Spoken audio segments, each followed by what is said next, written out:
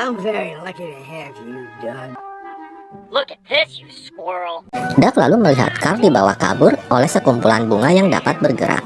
Duck berusaha mengejar bunga tersebut sampai akhirnya dia terbangun dari pingsannya.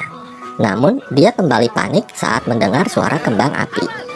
Carl lalu mencoba mengeraskan suara radio, namun hal itu sama sekali nggak ngaruh. Hingga akhirnya, dengan menggunakan headset di kepalanya, Duck dan Carl bisa kembali menikmati pesta kembang api di halaman rumahnya. Esokan harinya, terlihat Duck yang sedang mengendus berbagai macam bau, mulai dari bunga, celana milik Carl, dan bau lainnya. Yuck, this smells horrible. Namun, bersama dengan hembusan angin, Duck mencium bau yang aneh. Saking penasarannya dengan bau itu, Duck sampai mengabaikan si tupai yang merupakan musuh bebuyutannya. Duck yang kepo lalu berusaha menggali tanah untuk keluar dari pekarangan rumah. Namun, aksinya ketahuan oleh Carl dan dia pun diomelin. Ketika Carl masuk kembali ke rumahnya, Duck tetap nekat keluar untuk mencari tahu sumber bau tersebut.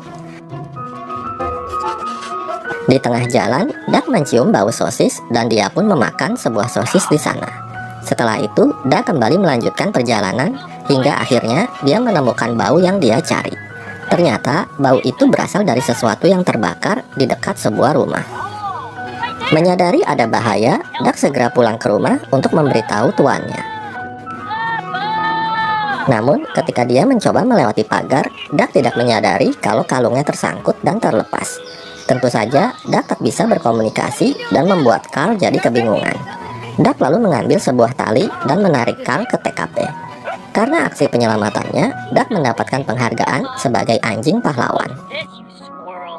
Keesokan harinya, terlihat Carl yang sedang menggunting kuku Duck. Setelah selesai, Duck pergi keluar dan bertemu dengan Russell yang ternyata baru pindah dan tinggal di sebelah rumah Carl. Melihat Russell makan sandwich, Duck pun jadi ngiler. Perhatiannya lalu teralihkan karena dia melihat musuh bebuyutannya. Duck terkejut mengetahui si tupai sekarang bisa berbicara.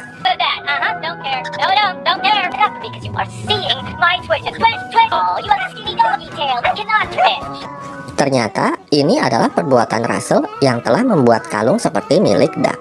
Russell memasangkannya pada beberapa hewan agar mereka dapat berbicara juga. Saat Russell disuruh ibunya untuk pulang, dia memberikan sisa sandwichnya kepada Duck. Tak lama kemudian, si burung dan si tupai datang untuk merebut sandwich tersebut. Si burung berkata kalau dia butuh sandwich itu untuk memberi makan anak-anaknya. Sementara si tupai berkata kalau dia juga butuh sandwich itu untuk persediaan makanan saat musim dingin tiba.